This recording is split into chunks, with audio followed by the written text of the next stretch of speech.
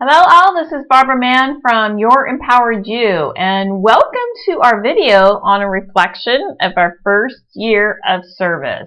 So really what this video touches upon is the services that we provided on the first year of business of Your Empowered You. So as a friendly reminder, what is Your Empowered You all about?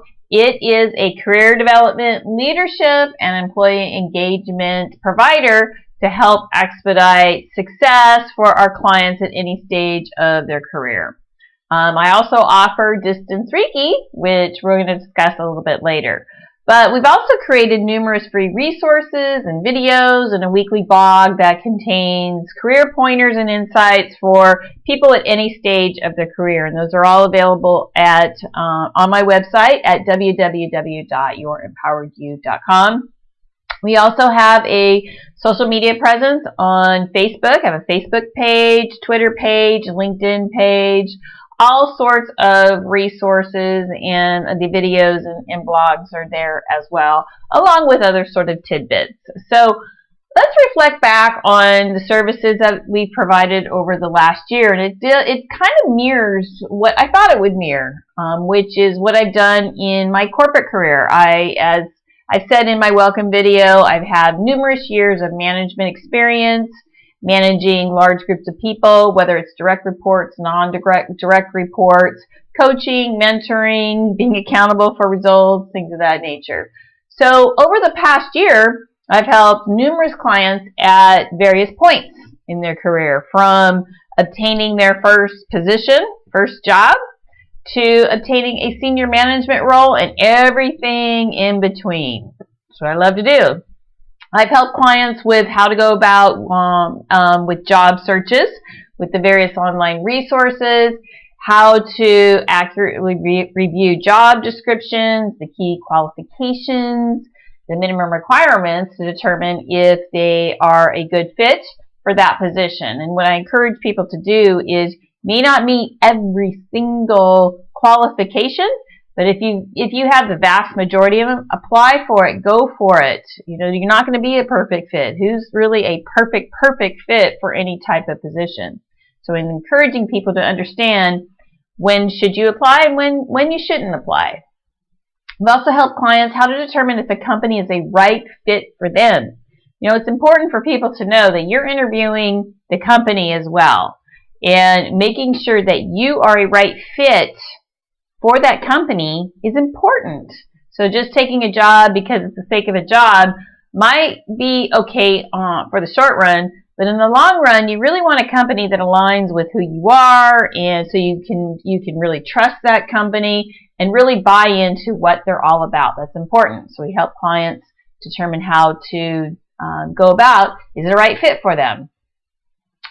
Also helped clients with resume content, with wording, with structure, with format. Your resume, needless to say, is important. It's selling yourself, and there's certain ways to present yourself that's going to attract the attention of a recruiter. So that is what you want to do. You're trying to attract the attention of the recruiter and the hiring manager so that they interview you. So your resume is the first impression of yourself. So you want to make sure that there's certain things in that resume. You want to make sure that it's quantified, that it has your most sort of remarkable accomplishments, and how it impacted an organization. And so you want it succinct. So there's certain things that you need to do, obviously, on your format to make sure it catches the attention. Your cover letter. Every resume should have a cover letter, and it should be unique to the position. So just like a resume, it shouldn't be a one-size-fits-all necessarily. It should change depending on the position that you are applying for. So there are things to put in your cover letter to make sure it stands out. Help clients with interview prep. How to make that solid first impression, which is important. Those first few minutes of an interview are pretty darn important. How you answer questions, how you answer interview questions. Maybe you don't have a specific example that they're going to ask you about, but how do you quickly think on your feet to pull maybe an example from your personal experience so that you can answer a question. The worst thing you can do is say, I don't know, I don't have an example, because I guarantee you, everybody has an example for every single question that's posed to them. It just you have to practice on how to answer those sorts of questions. We talk about the importance of sending a thank you note at the end. Most people don't send a little thank you note or thank you email, and I can tell you, as a hiring manager, it goes a long way. It'll set you apart, guaranteed. I've also helped clients who are already in the workplace, they're established, but maybe they are concerned with how people are perceiving them, whether it be their coworkers, whether it be other leaders. How are they being perceived? It's important to guard your perception. The story is told already about you. So if you want to change a perception, there are things that you can do to expedite changing the perception. But it will take a little bit because the story is already told. It's already in people's minds. So we go about, how do you go about changing the perception? Because it can be done instead of just saying, well, I can't change anything. That's how people view me. No, you can do certain things. It just does take some commitment and some specific items, what you need to do to change that.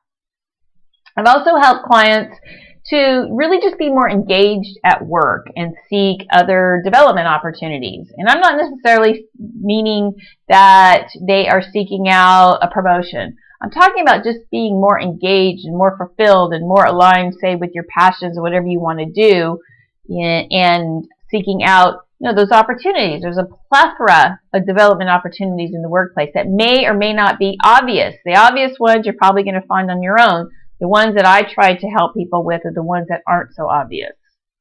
I've helped clients with really embracing the value of public speaking and providing those suggestions on how to get comfortable in the public speaking environment, in a safe environment, and really helps to build their confidence. And so what can they do to be involved in public speaking without having to talk to a huge group unless they're ready for it? So there are things that they can do to kind of build up and take those baby steps in public speaking. And I can't stress that enough, but public speaking is what a lot of people hate, but it is honestly one of the fastest ways to build your confidence is tackling public speaking. I've also helped clients how to go about becoming the obvious choice for a position that they want, whether it's a posted position, or whether it's not posted. So there are things that you can do before jobs are posted so that you become the obvious choice. You want to set yourself apart from other applicants, even before something's posted. But if it is posted, what can you do to set yourself apart from the other applicants? So there are things that you can do so that a hiring manager says, yeah, I want that person in that job. I've also helped clients with handling special projects, big special projects that are assigned to them. They're a little nervous. Oh my gosh, how do I go about doing this? And especially how you go about handling senior management. If you've been handed this gift of a special project, how can you be proactive? How do you interact with senior management when you've been assigned a very important project?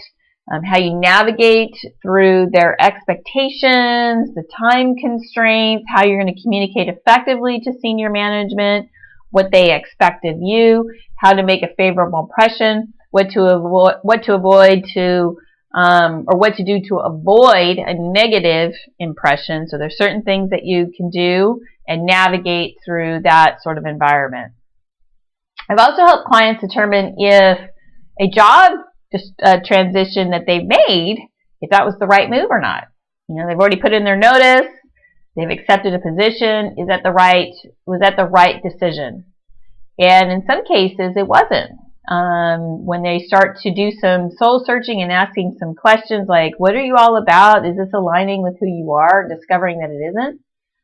What can you do to sort of rectify that decision? And how do you navigate through that?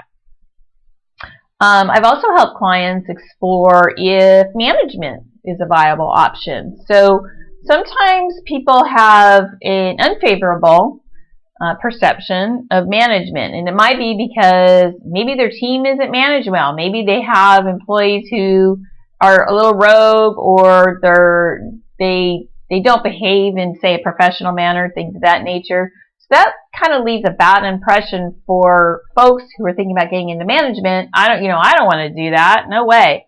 But thinking and kind of changing their ways of how you view a situation like that. So, management should be viewed as a way to be part of the solution versus part of the problem. So there's things that you can do to help with sort of that team building and really building an engaging group. And is that something that, you know, individual contributors want to explore? Obviously, I love management. I think it's it's obviously a very important role to have if you're doing management for the right reasons. So really, my view, and I admit I'm a little biased, but my view of management is to help your team be the best that they can do and give them the tools to succeed.